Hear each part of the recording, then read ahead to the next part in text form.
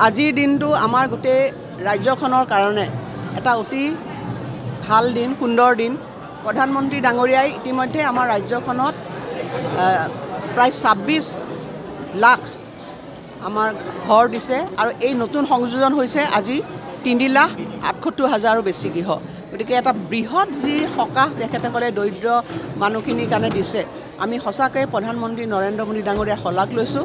আৰু মুখ্যতঃ আমাৰ মুখ্যমন্ত্ৰী ডাঙৰীয়াই এই যে ২৬ লাখ ঘৰ আমাৰ ৰাজ্যখনলৈ আনিবলৈ সক্ষম হ'ল, তাৰ বাবে তেখেতকো আমি আন্তৰিক অভিনন্দন জ্ঞাপন কৰিছোঁ।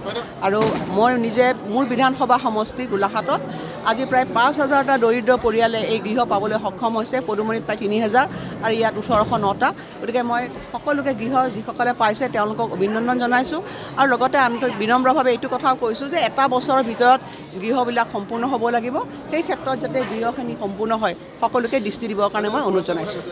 মই নিজাববীয়াকৈ মহিলাসকলক কৈছোঁ যে মোৰ সমষ্টিটোত তেওঁলোকে যাতে যিবিলাকে ভাল সুন্দৰভাৱে গৃহ নিৰ্মাণ কৰিব, তেওঁলোকক মই এটা মোৰ ফালৰ পৰা তেওঁলোকক এটা ইনচেণ্টিভ ঘোষণা কৰিছোঁ। কাৰণ মহিলাসকলে সাধাৰণতে জানেই তেওঁলোকক যদি আমি ভালকৈ নেতৃত্ব দিব পাৰোঁ, ভাল কাম কৰে। গতিকে মোৰ কথাটো হ'ল বিধায়ক হিচাপে মোৰ দায়িত্ব আছে যে মই ঘৰবিলাক নিৰ্মাণ কৰাত মই চোৱা চিতা কৰা। সেইকাৰণে মই তেওঁলোকক উদগনি জনাবৰ কাৰণে এইখিনি কথা কৈছোঁ।